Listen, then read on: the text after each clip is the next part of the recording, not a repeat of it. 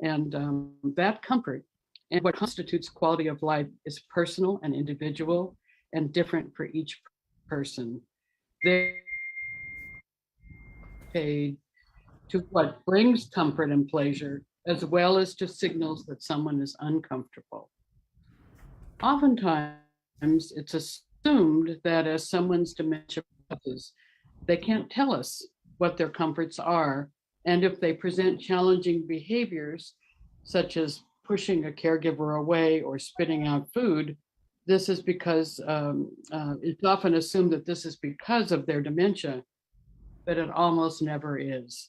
It means the person is uncomfortable, maybe in pain, maybe fearful, but the dementia means they don't any longer know how to tell us what's bothering them. They don't have the words for that anymore. Palliative care for people with dementia teaches us that these behaviors are signals of distress, and our job is to find out what is causing the distress and help to eliminate or minimize it as much as possible.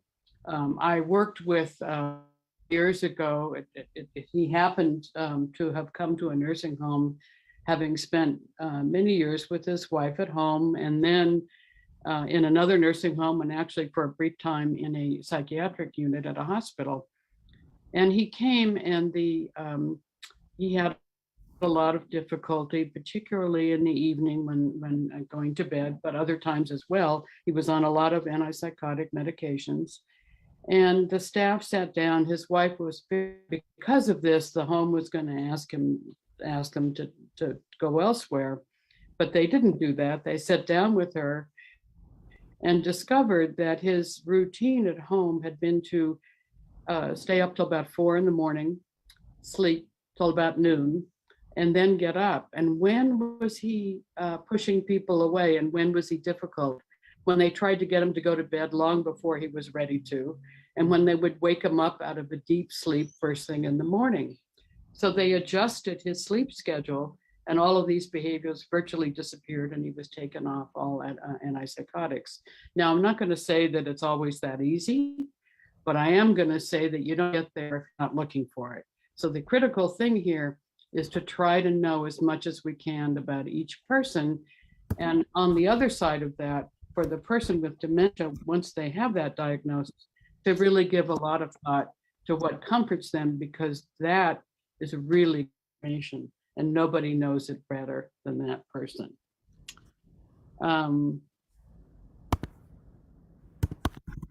So in terms of sort of daily life examples of how palliative care can work for somebody with dementia, for example, food is a biggie. Now, in all our lives, for most of us, food is a really significant source of pleasure, or I should say displeasure, depending on what's happening.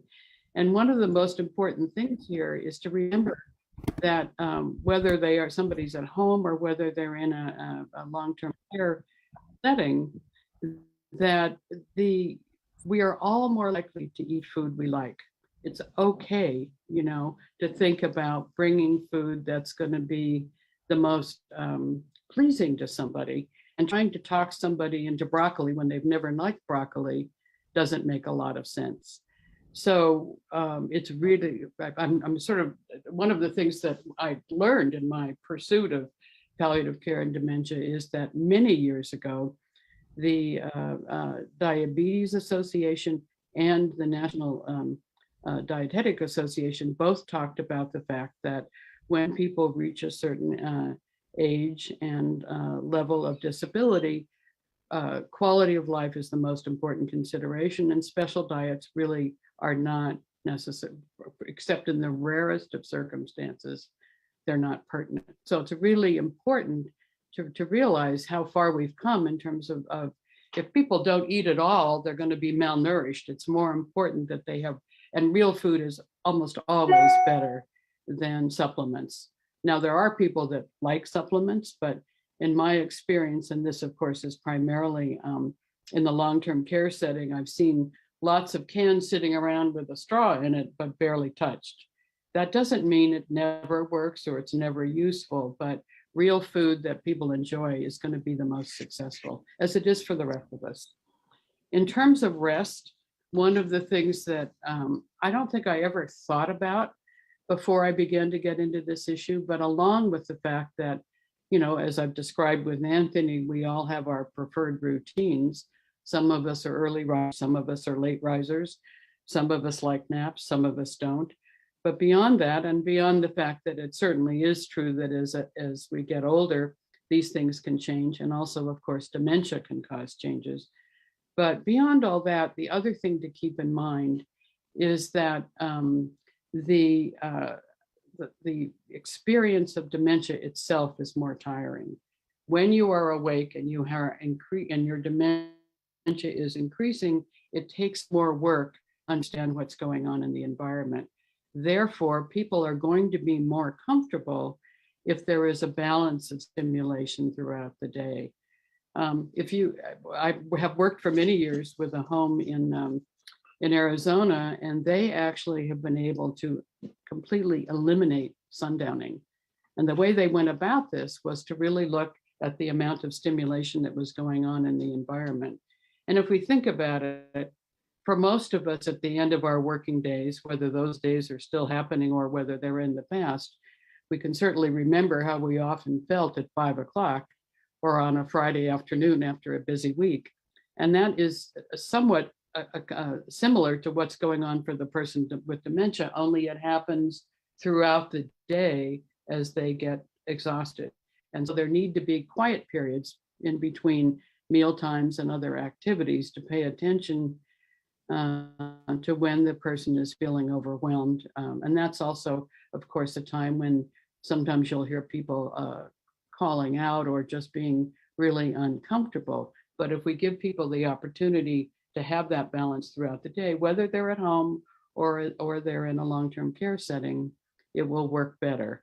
And this home in Phoenix really worked. I mean, they sort of were careful about not having the TV on all day when people weren't looking at it. Although people could watch if there was something they wanted to watch.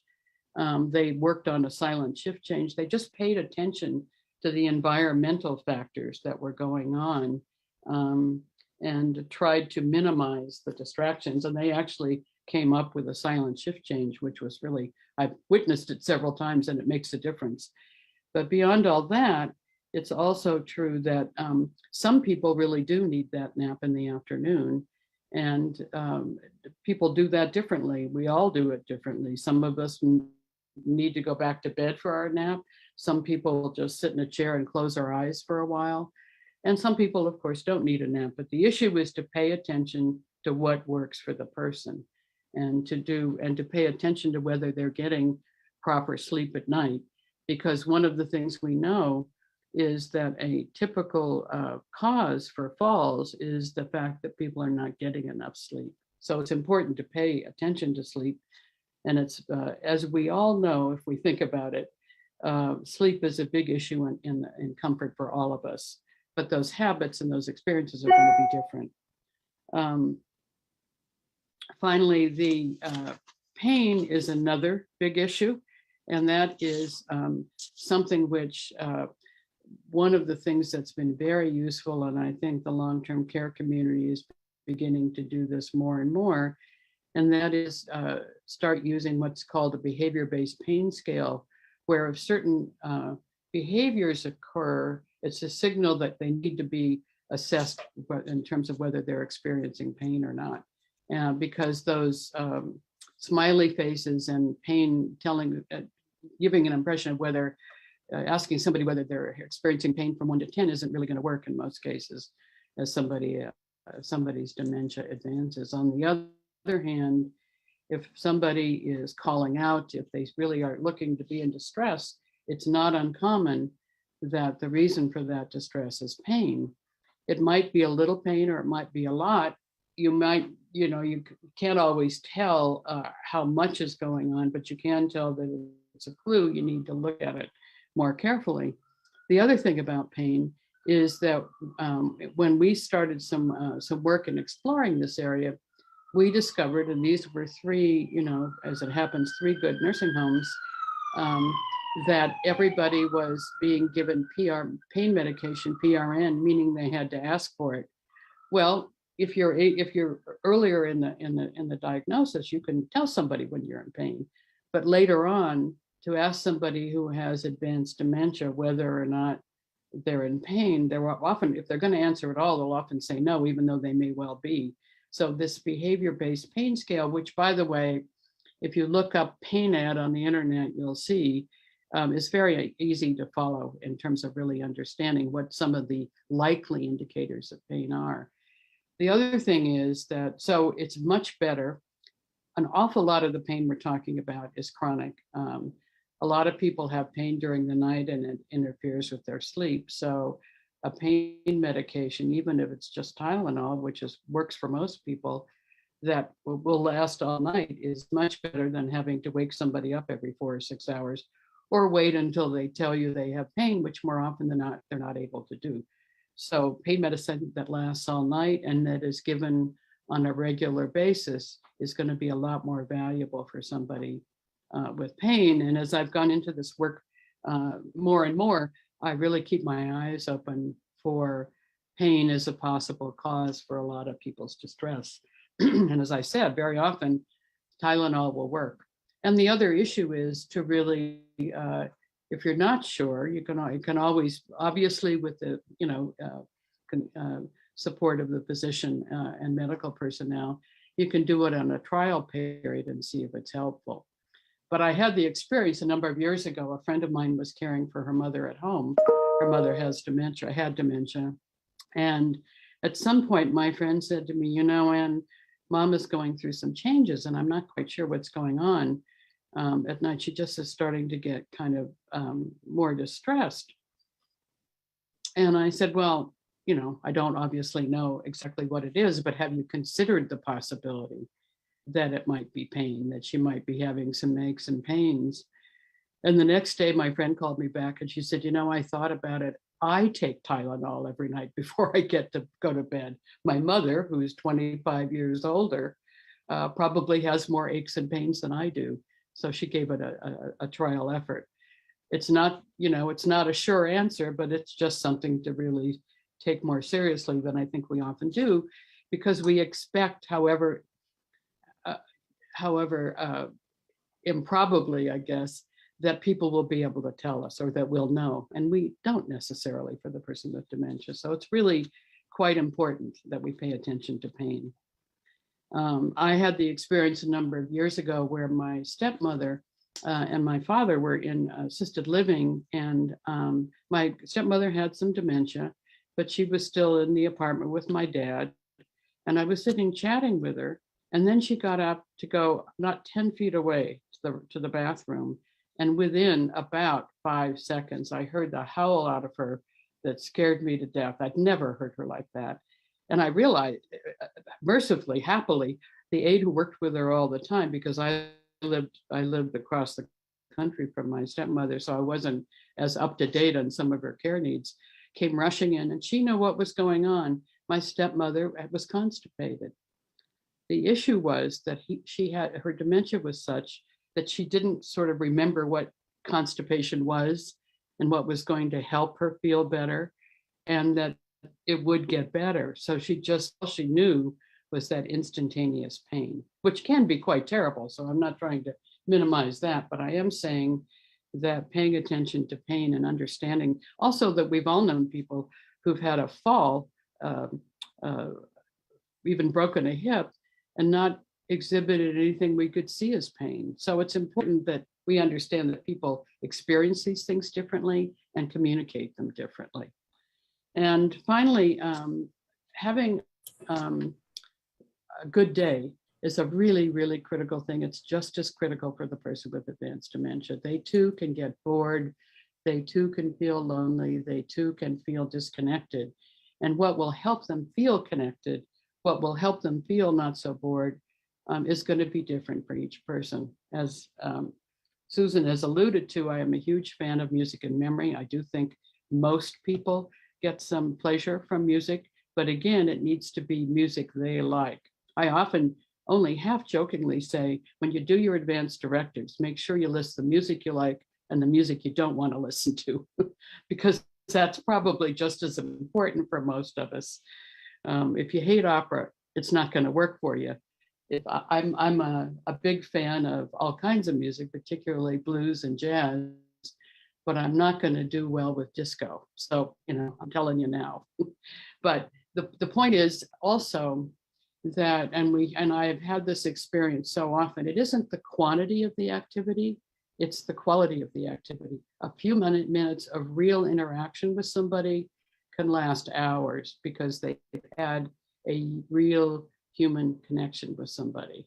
And one night I was making the rounds of a home, and was trying to help them in terms of thinking through their program. And the particular unit, I was going up and down several floors, and there was one floor as I was going past, this woman kept calling out that she wanted to call her son.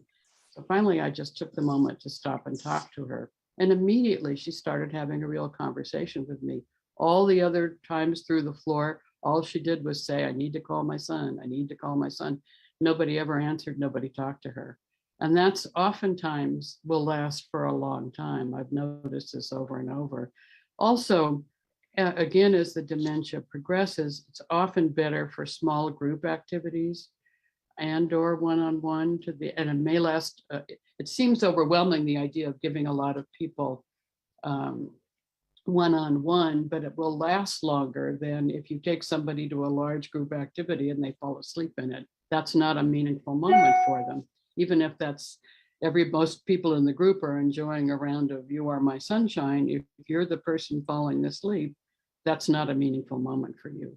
If, on the other hand, somebody sits with you for a few minutes and just acts as if they're, paying attention to you and connecting with you, that can make a big difference. So those small group moments can be really important. And finally, the other issue around sort of palliative care has to do with choices about medical care. And I assume that we'll be getting to that a little more as we go on. But the basic questions there are, if a treatment is being considered, will it help? What are the benefits? What are the risks? Is it mostly for comfort, or are we thinking about curing? If we're going to go for a mammogram because, for example, breast cancer is considered, would we really be going ahead with the surgery if breast cancer was identified? Those are all those benefits and risks are really critical. And it's absolutely, important to the degree that we can, any of us, anticipate these things, to share what our thoughts are in these areas with our family members, recognizing that even for us, these things can sometimes change over time. The other thing that I think has been missing often from the discussion a lot is really the difference between being given a choice and understanding the consequences. And one of the most vivid examples of that is feeding tubes. Yes, people are often given feeding tubes with the understanding that they'll prolong life, which is really not the case. But just as critically, it's really uncomfortable and unpleasant experience. A lot of times people don't think about the fact that unpleasantness weighs pretty heavily too. It's important to know. That doesn't mean somebody might not make that choice. That is still their choice, but you always need to know what the trade-offs are. And I don't think the trade-offs are always explained as clearly as they need to be, so that choice is better. But again, it comes back to what the person chooses. So those are just a few thoughts on palliative care, but I really want to emphasize that as I have worked in this area, I've seen over and over and over again the benefits, because if you're focused on comfort, you're having a different set of conversations, not only with the person, but also with the family. And it sets the stage so that when you get to some of the more complicated or difficult conversations toward the end of life, you've already been talking a lot about comfort. And I think that makes a big, big difference. But also, I do want to say that behavior is communication, and that is to the last minute for the person with dementia. And everybody is an expert on their own comfort. So that's Thank you it for now. so much, Anne. I think that the thing that I've always appreciated, that I've always taken away from from talking with you or from listening to you, and that is this notion that comfort is vivacious. I think a lot of that, it's an enlivening way to engage. I think a lot of times when people hear comfort, they are pulled towards this, oh, you're trying to keep the person comfortable, meaning quiet, meaning, oh, I don't want to just Right. be comfortable like asleep. I want to be awake and alive and engaged and experiencing joy. And that's what comfort means to me. And that, I think, is the key point here, is that we are all the authorities on what our comfort need is. And that can be expressed many ways. And you have just driven that home so beautifully. I want to invite, I think, who did I say was next? Barney, I think, yeah, you and Jacqueline. And thank you so much, Anne. There's some comments in the chat box you may want to take a look at. So I want to add Barney to the spotlight. And as soon as I can find Jacqueline, I will do the same here. Now remove Anne for the moment. There you are, Barney. And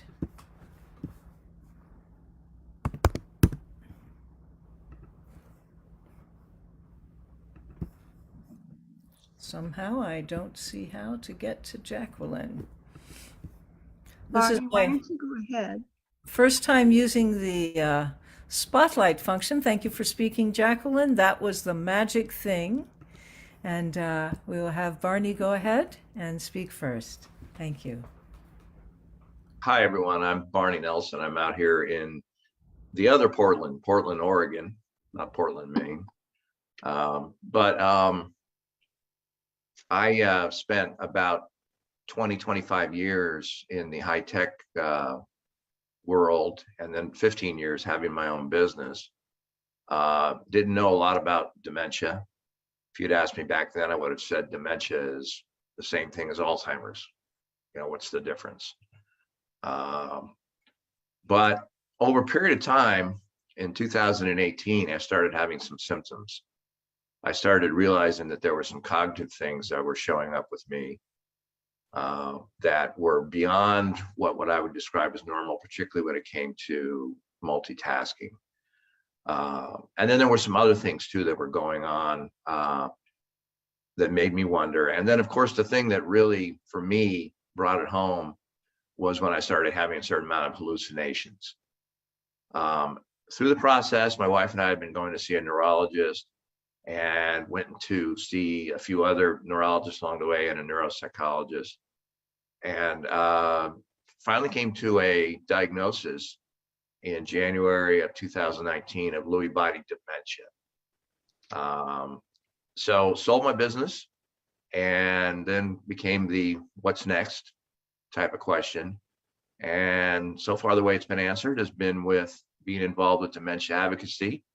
I'm on the board of Dementia Action Alliance, the Speakers Bureau, and also the advisory board. I also work with Tiva Snow's Positive Approach to Care organization, and just try to give my perspective as necessary or as needed or as wanted and desired as somebody who's living with dementia in the Lewy body space, which has its interesting types of challenges, being very up and down, and being very much more in some ways physically oriented in terms of balance and stiffness and gait and some of those types of things. So that's kind of what I've been doing recently. And Barney, I wonder if you could speak to for us, after receiving your diagnosis and getting involved in a lot of advocacy organizations, how did you and your wife approach the whole notion about planning for the future, your advanced care plan? What mattered most to you in that? Yeah, we had already gone through with a estate planning person a lot of that type of work.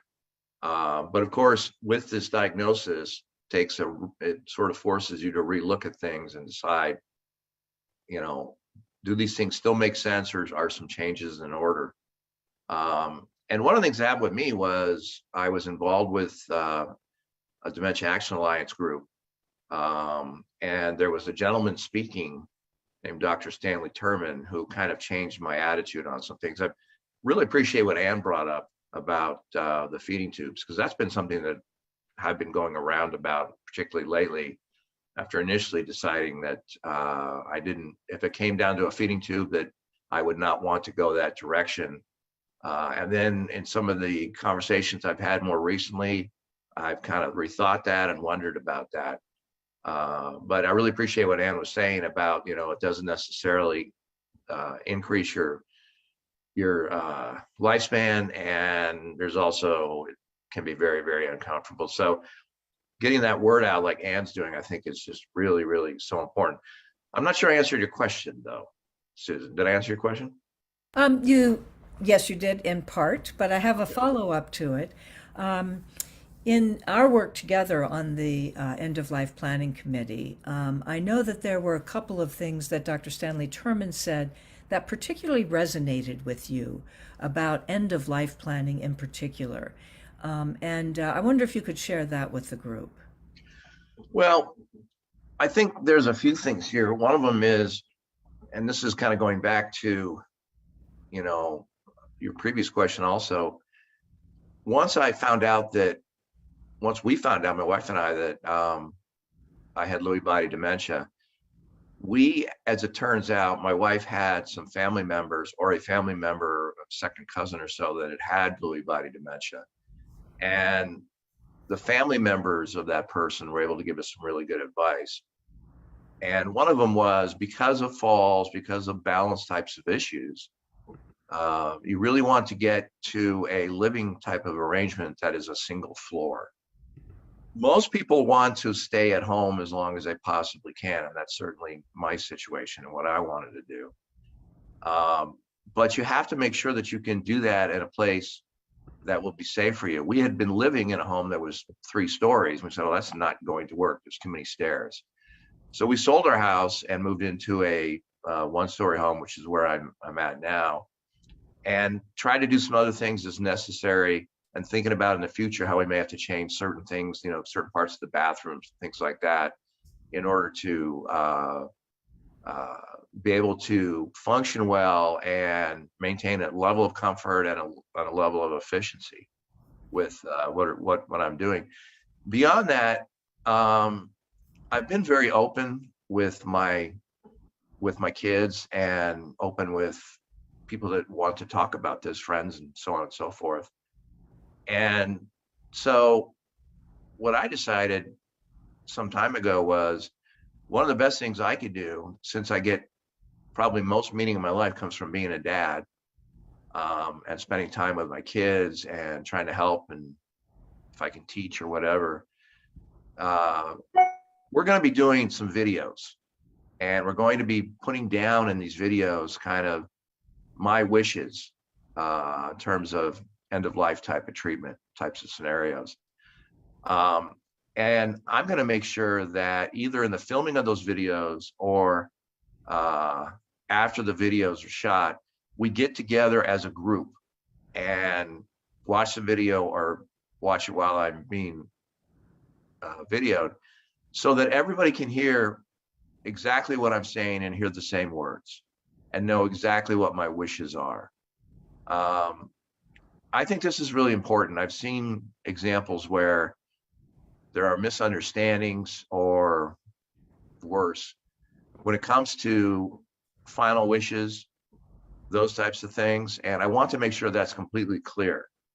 So I've decided that the best way to do that is to do a video of that. Now, at the same time, I mentioned my kids.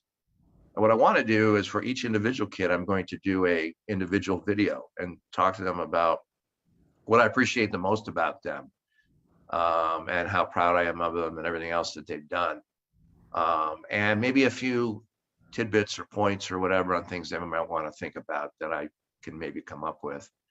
But mostly, just tell them how much I appreciate them on an individual basis. Because I think Ann mentioned this also, for me, the biggest thing is more a one-on-one type of connection. I think that that's very true. Yesterday was a big kid day for me. I spent an hour and a half talking to my daughter.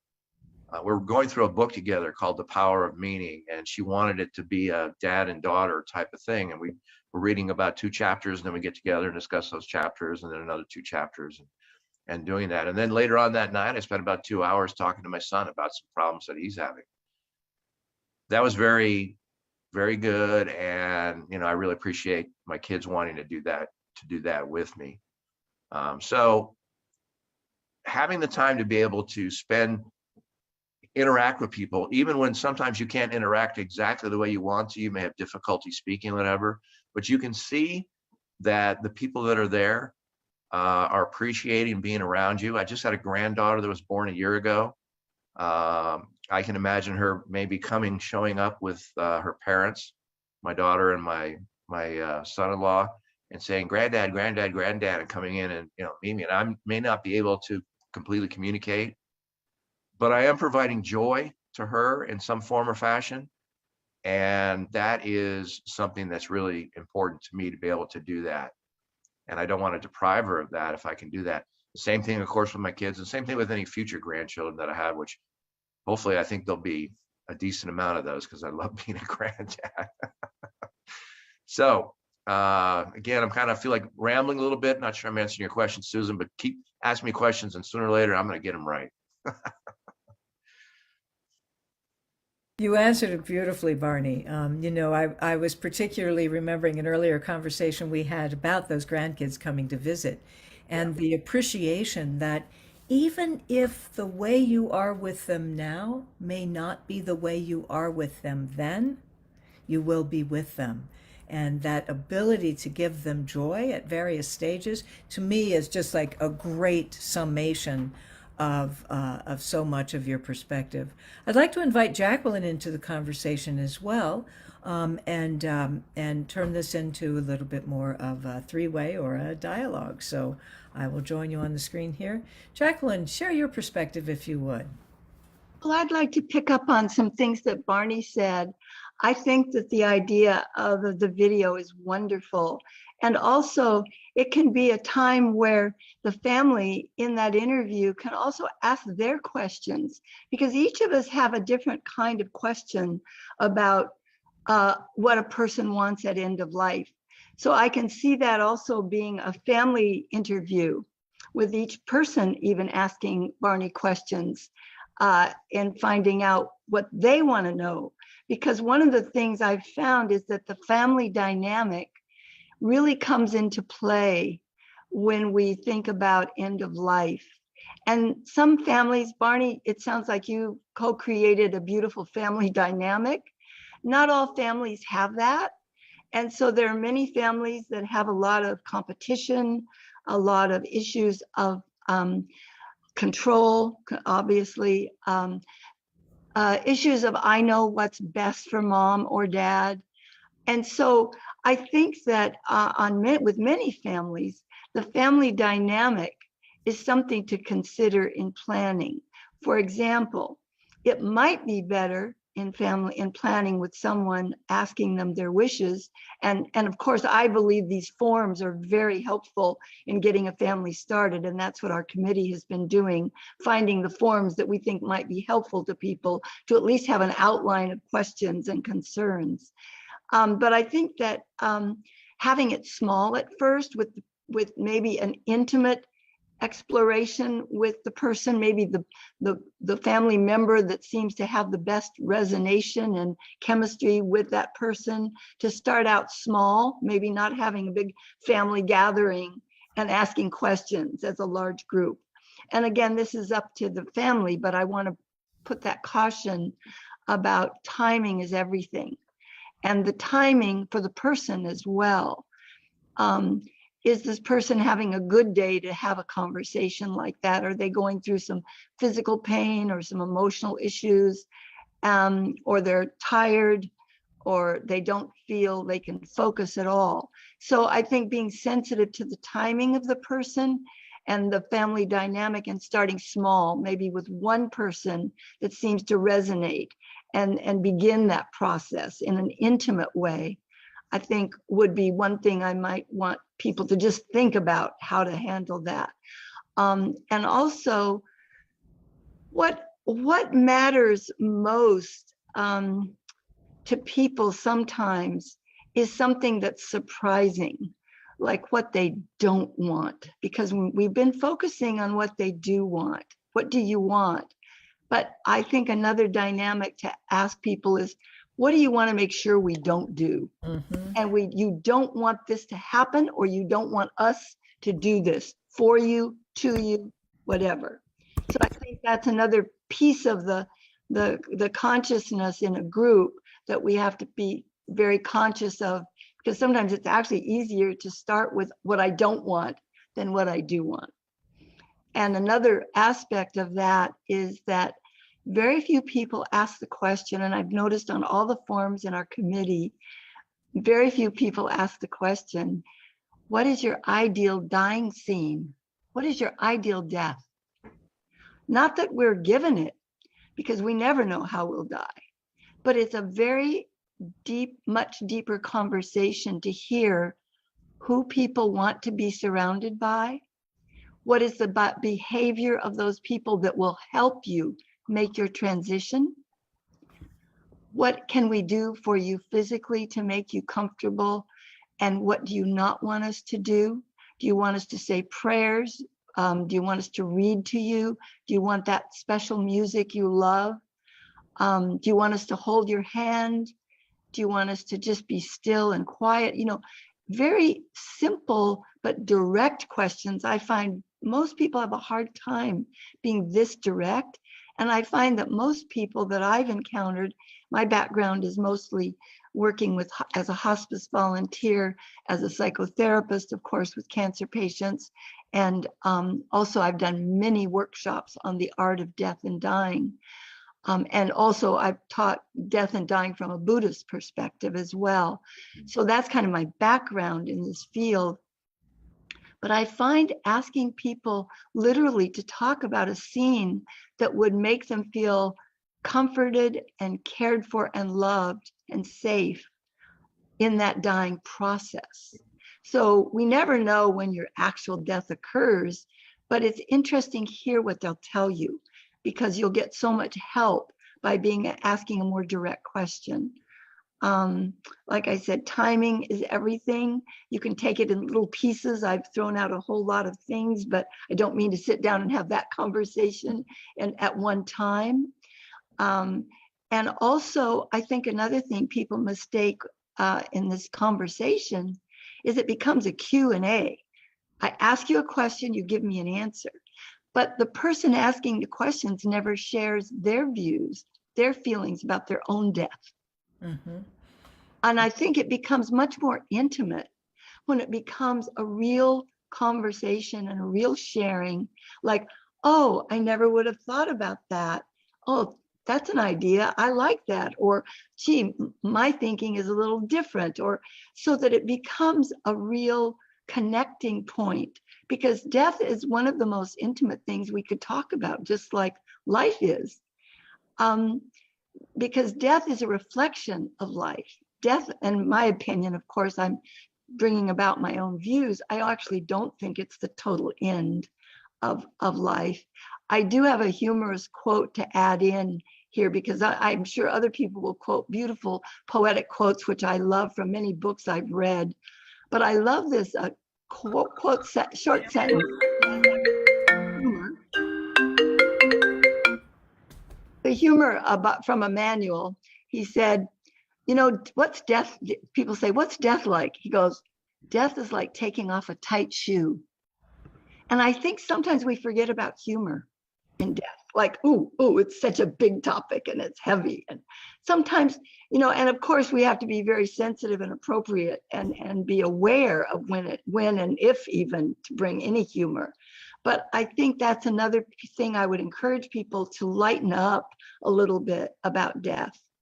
You know, that it's not always sad.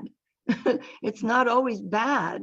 Some people are feeling, you know, if they're in a lot of pain, it might be their only sense of release. And if they believe they're going to heaven or seeing, it can be a very positive experience for many people, depending on their beliefs and dealing, of course, asking about their fears. What do you fear? Or what would you want me to do with you? Do you want me to sit with you and hold your hand? Or do you kind of want me to just be there? just being specific and asking your own honest concerns. I think so. I'm focusing on being aware of timing with the person, the environment when you do this event, because no distractions, don't have the phone ringing, don't having people holding their cell phones while we have this dialogue or this conversation with family, that make it very sacred, as a sacred conversation. And at the same time, make it informal enough that you feel you can pick up and have that conversation again. It's not a one-off thing. I think it's an ongoing conversation, in my opinion. Yeah, thank you so much, Jacqueline. Barney, anything resonate that you want to address specifically or comment on? Well, I think Jacqueline made a lot of really, really good points. And one of them was, it's just as important to talk about what you don't want to see happen. And that's one of the reasons to have a video, is so that there's no misunderstanding. Because I have talked individually to my kids about the things that are important to me. Do I want to be cremated, whatever. And I've been very open about that with my kids, but I want to make sure that there's something there that can be looked at and everybody hears the same thing, so that there's no misunderstanding, there's no potential for contention, within the family, because that is something I do not want. Going back to, what was being said there by Jacqueline. So I think that really resonated with me, and I appreciate that. A couple other things you said resonated with me, but right now I can't quite remember exactly what the other two were. So. Barney and Jacqueline as well, one of the things that I've often wondered about is how important, if at all, do you think it is to have the conversation more than once? Oh, yeah. I think that, one of the things I think as a medical professional that has always been a little annoying in my field is that many times the advanced care planning discussion, end of life, is treated as a kind of one and done, get the form signed. Whereas I think thinking about, right, contemplating what kind of death do I want? Are the things that were important to me 10 years ago still important now? And I just wonder, Barney, is this something that you plan to do with your videos? Make more than one? Revisit this every year? Yeah, and I've thought about that, because situations do change, obviously. So this will have to be, just like the document itself in Advance Directive is really a living document. This video is going to have a certain amount of being a living video also. Mm-hmm. By the way, I totally agree with Jacqueline about the importance of humor and the fact that, you can have these conversations with your loved ones, particularly if they have accepted the situation, because they see you've accepted your situation. Mm-hmm. But only then will they then be able to have that conversation a lot of the time. But when you have that conversation with them and humor is part of it in some form or fashion, you're never making fun of somebody else. Right. But if you're going to make fun of something, make fun of yourself. That works pretty well. But, you can just see the tension kind of release in people, whether it's friends, even for that matter, too. I don't have to walk on eggshells around Barney. I guess this isn't the tragic scenario that maybe I thought it would be. And then they are still inviting you out to play golf. They're still inviting you to go out to dinner. They're still, you're still able to live the kind of life that you want to live, because there's nothing holding you back. There's no fear holding you back. They see that the fear is not holding me back, so they don't have to be fearful themselves also. And that becomes a really, there's nothing better than human connection, as we all know. I mean, we can't live without that. As I said earlier, one-on-one is probably the way I prefer it the most. But either way, it's something that's really needed and really desired and is a wonderful thing. So we've got to always make sure that we have the ability to do that, and we break down any barriers that stop that from happening, and certainly fear and misunderstanding. Jacqueline talked about so many things that hardly anybody knows about, but are so true.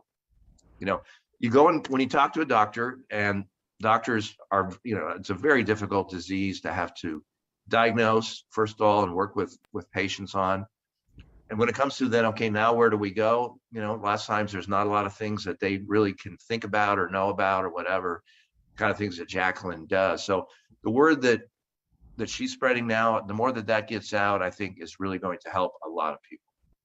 Yeah, thank you very much. I've brought Janice into the conversation and to ask if there are additional views that she would like to share from the committee. One of the striking aspects of the End of Life Planning Committee for the Dementia Action Alliance that we haven't really talked about yet is the sense of hopelessness with which some members of the Dementia Action Alliance initially approach this conversation. And some of the very early conversations in the End of Life Planning Committee, had to do with a lot of fear and a lot of anxiety about having a terminal illness. And one of the great gifts, I think, Barney, that you and other members living with dementia have made, I think, to the conversation is exactly what you just said.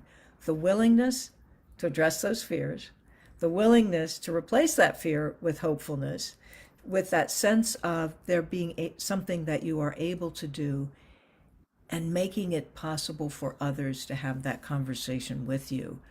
It really is such a gift to your family and friends and to others for whom you do this speaking.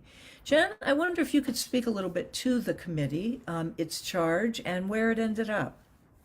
Absolutely. Thank you so much, Susan. I'll be happy to. I want to start out with first telling you all a little bit about the Dementia Action Alliance, because that organization has come up several times this afternoon, and I want to make sure that you understand who we are. We're a nonprofit organization made up of people living with dementia, their partners, dementia specialists, and others who are interested and committed to making the world a better place to live with dementia. One of the distinguishing characteristics of our organization is that we have people living with dementia intricately, and like Barney, intricately involved in all of the discussions, all of the things that we do as an organization, because we feel that it's so important to have that experience of actually living with dementia shared and considered in anything that we do. So while we all would love to see all of the cures for all of the dementia-causing diseases take place, what we really focus on is well-being and living well with dementia. One of the things that we do is have work groups, and as part of Dementia Action Alliance, I'm privileged to be the chair of the Optimizing Wellbeing Work Group. And as Susan said, this topic came up almost a year ago now, repeatedly, where members were voicing concerns about end-of-life situations. And indeed, one of our members voiced that he had a friend who had committed suicide when she was in the early stages of dementia, out of fear of what might happen to her later on in life. And so our Optimizing Wellbeing Work Group thought that we needed to have a committee to look into these issues and research. So we brought together interested folks, Susan being one of them, and Barney being one of them, and Jacqueline, and started discussing issues around end of life. And we listened to some experts, and after a few months, we decided that our first project, our first goal, was to come up with some tools that could help people sort all of this out. And so that's what we've done. And Jacqueline and Barney have told us some really important things about what's important to them and what kinds of things that they want other people to know. But I'm thinking that some of the people attending this webinar are at this point thinking, oh my gosh, how do I do this? So our committee has just put together some recommendations. Toward the end of the year, Susan brought to our attention, the Conversation Project. And we started looking at the tools that are offered by the Conversation Project. The Conversation Project is actually an initiative of the Institute for Healthcare Improvement. And Susan tells us that she's been working with these tools for a long time. And so we looked at the tools and we looked at some other tools and we kind of honed down to these are ones that we think are really, really, really useful for helping to put together an individual's end of life plan.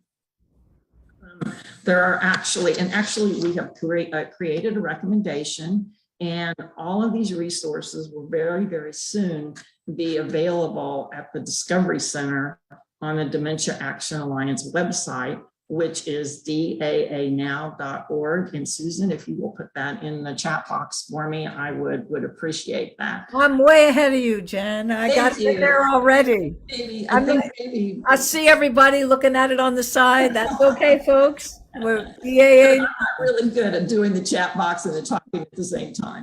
It's in there for you. Time. And I think maybe Susan may be making these available on your website also, right? So there, but I want to tell you about them if we have time. There are actually 7 different documents that we are putting out there and suggesting that people use. The first 2 are interchangeable, but we looked at them. So we looked at all these documents and then we thought, before we recommend them, we need to try them out. And so the members of the committee went through the process of actually doing the conversation starter. So we have a conversation starter and a conversation starter guide are 2 of the documents available. And they both are a step-by-step guide. There are questions to answer to reflect on some of the things that Barney's brought up and Jacqueline's brought up today. And to help you think about and formulate. And what I found important is write down, because I had in my mind what the answers to these questions, but it was really, really a significant, it was a moving, it was a satisfying experience to actually put those thoughts down into words. So there are 2 of these guides available. We thought that one would appeal to some people, whereas the other format would appeal to other people, or you might even want to do one in series. So it's kind of a pick to choose. But then there are some other guides that accompany this that are really, really important and helpful too. Earlier, Susan talked about getting a healthcare proxy. That's a really, really, really important thing. We had talked about this a lot in our committee meetings, but as you go through the conversation starter, you realize how important that is. And it may not be your best friend who is going to be your best healthcare proxy. And so this guide helps you discern who might be your best healthcare proxy, someone that is like-minded or whatever. So it gives you some guidelines in choosing that person. As it turns out, your best friend might not want to be your healthcare proxy because that might not be a comfortable role for them. And so there is another guide that they've developed to help people determine if this is a role that they would be comfortable with, because it's so important that all these pieces of the puzzle fit together. And that's why I was so impressed with this whole initiative and the tools that they put together. So after you have decided what you need, and you decided who is going to be your proxy, or maybe several proxies, because that would be a good idea, and that person has accepted that, there are some other things that might be important. The group looked at the special concerns for people living with dementia. So there's a dementia guide. When I first looked at the dementia guide, I was disappointed because it is directed toward caregivers versus people living with dementia. And my perspective is that these documents need to be directed directly to the person living the experience. However, when we talked about this at our committee member, one of our committee members who is living with dementia, who is very opinionated, very opinionated, and very educated about this whole topic, really liked it because he said, you know, I can't do this myself alone. I need that understanding care partner, the right care partner, to step me through this process. So after we had that discussion at our committee meeting, I had a different perspective about this guide. So I did want to share that with you all, though, that this guide is specifically developed for care partners. And then finally, there's a guide that that helps you learn the best way to share this information with your healthcare providers, because this is really important. Your doctor is going to have a lot of control over your wishes being followed through. And so this tells you effective ways to communicate your wishes to your physician, because we're not always so good at communicating our wishes to our physicians. So that is the final piece. No, there is one more final piece. There's also a guide, an information sheet about advanced directives, because this conversation starter helps us determine what our needs, what our wishes are. We get our healthcare proxy, but as Susan said earlier on, this is not a legal document. What we need is a legal document then to back up our wishes. And so that's your advanced directive. Now, one of the complicated things about advanced directives that we learned is that the laws that regulate these are different in every state. So this guide to advanced directives gives you the connections, the links to that information for each state, so that you can move ahead and start to make those wishes, get these documents in place. So you need to determine what your wishes are. You need to get a proxy. You need to get that legal document in place. Those are three very key things. And I hope that I'm following up with the nuts and bolts to make the wonderful ideas that Barney's talked about and Jacqueline's talked about into something concrete that can help you. Thank you so much, Jen. You know, that was really just spot on. And because you did take the sort of critical pieces of Conversation Project and walk people through it in a way that I hope persuades people how doable it is. You know, in the state of Maine, we have had, with many of our area agencies on aging, something of our own little campaign for the last year to get people using the Conversation Project. And I think, as with many initiatives, there is often some initial enthusiasm for it, and maybe the conversation gets started and then it stops. And I think what you have laid out so beautifully for everybody here is how to use it. Because one of the things through Aging Maine that we really want to do is to have older adults go into their annual wellness visit prepared to start this conversation with their healthcare provider and have a follow-up as need be with their healthcare professional, their practitioner, their PCP, to really get this in place. And I think that you have made clear how that can happen. As you all see, I've now brought Anne into the conversation box here, and I'd like to open this up to our participants for any questions, comments that you might have, and feel free to speak to anyone. Two ways to do this. You can raise your hand, and Susan will help me find the raised hands. You can just speak up, or you can put something in the chat. So anybody like to address any of our speakers? Any questions, comments?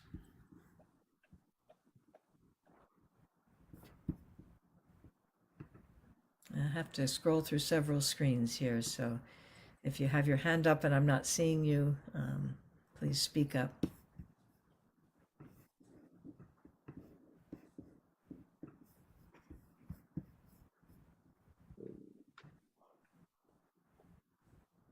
Hi, everybody. I have a hand Hi, up, if Lindsay. I may. Please, Lindsay, thank you so much. Hi, yes. My name is Lindsay Page, and I'm a case manager with ESM. I truly, really respect you guys for, stating your opinions, stating what you've been through and how you're experiencing it. I think I work in the ID population, or with adults in the ID population. So I find that I have that extra obstacle of, yes, arranging these, situations for them, or, arranging services for them. My biggest heartbreak is how much I worry that my consumer has no comprehension or level of understanding. And how can I either change that to at least know that I've done the best I can, or how can I at least ensure that the consumer's requests are honored? I get a number of consumers that are nonverbal. I have one consumer who is minimally verbal, but has the dementia diagnosis. So I'm, in the 2 years I've had her, I have myself witnessed, seeing a difference in her comprehension and her memory skills and things like that. So I guess I'm wondering what you recommend that I do to at least help my consumers feel included in making these decisions, or arrangements for end of life or anything like that. All right. Who of our guests would like to speak to this? Anyone? I will. Okay, thank you, Jacqueline. It sounds like one of the things is that you don't have a lot of contact with family members or people outside of this relationship. It sounded like that to me. So I was thinking that you're not able to kind of get feedback from other people in her circle of life. Obviously, that would be one thing for them to tell stories about things that have happened to her in the past that give you insight about who she is as well. But that would be one thing. But the other thing is that I think that, and it sounds like you're kind of nervous about, am I doing the right thing? And I think that for you, if you stay in a place coming from your heart, from your care, from your concern about this woman, and knowing that the motivation you have to do the right thing and the care that you want to give and show to her, it really won't matter the mechanics so much of what ends up happening. It's how you make her feel during the process. And so that I think it's really about a heart connection and a feeling of openness to her, and not worry so much about, are you doing something right or wrong, or is this the best thing for her? But to know that you care about her and you're going to make your best call on that. You're going to try to find out, but that to trust your intuition and your sense of compassion and caring, and let that be enough.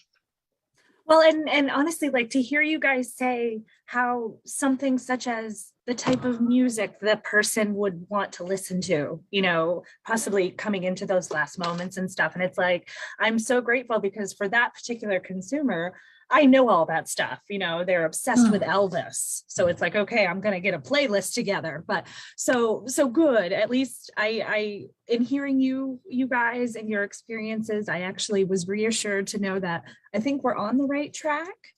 The sad part is this consumer comes from a traumatizing history. So to go back to family to try to find out stuff like that, it's not necessarily an option. And it's not necessarily something that would benefit, or bring positivity. So yeah, so I'm kind of working with what I got. But fortunately, this person has a phenomenal team, very supportive, and slowly but surely she has opened up verbally to say new expressions and things that we never realized she knew how to say. So it's, there's positivity in this for sure. But thank you so much for your time. Thank you, Lindsay. We have a couple of questions in the chat box as well. Barney, I don't know if you're also monitoring the chat box. I know you sometimes do, but someone has a question for you here that I'll read in case not. Cindy writes, "You seem to be doing so well with your diagnosis. Would you tell us about your original feeling about being diagnosed with dementia? And was it a long time before you came to terms?" And you're still on mute.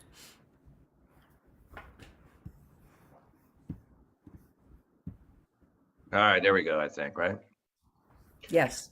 When I first started noticing that some things were presenting themselves that didn't seem quite right, I started doing a certain amount of trying to understand research, do some research on dementia, some of those types of things, along with seeing a neurologist. And so because Lewy body dementia has some, REM sleep disorder, cognitive types of issues, Parkinson's tremor type of stuff, and then hallucinations are the 4 core characteristics. Well, the things I was experiencing were right in line with that. So for me, after spending some time and talking to people and all that, I kind of had a feel for what was probably going on with me. So I started keeping a log, which was my wife's idea, as incidents would come up, hallucinations or cognitive issues. And I used that to pass on to my neurologist that I ended up seeing, who was really a specialist. And so by the time that I went in to see her for the first time, to get, to meet her and talk to her, I had already sent her my log. She already reviewed it, and she had also the paperwork, previous doctors I had talked to. She already knew what I had. Looking at her notes later on, she already knew what I had, and she said the log actually helped her out a lot. So for me, this was kind of an evolving thing. And I never really felt a whole lot of fear. And I think it's because I feel like I was fortunate. I've been very fortunate in my life in a lot of ways. And there's not a lot of things on my bucket list, so to speak. And because I've been very fortunate, I have a great family. And, I also feel like, and I think Jacqueline mentioned this, that, ultimately, I think that there is some other place that I'm going to be going that's going to be a good place. I don't know what you would call it or where it is, but I do know that there's been times in my life where I've received help out of somewhere. I turned right instead of left, and it made all the difference in the world because something told me to go right. So I think that there's help that people get along the way. I hope that someday, when I'm there, that I can reach down and help people myself. I think that would be a wonderful thing. So no, there wasn't really a lot of fear. And I kind of went through the process over a period of time. For me, the whole process, even getting to an actual official diagnosis, only took like 8 months as a result, which for so many people takes so much longer than that. And that's really very difficult for them. Really very difficult. Thank you so much, Barney. And I am so sorry that we are at time and will not be able to continue this rich conversation.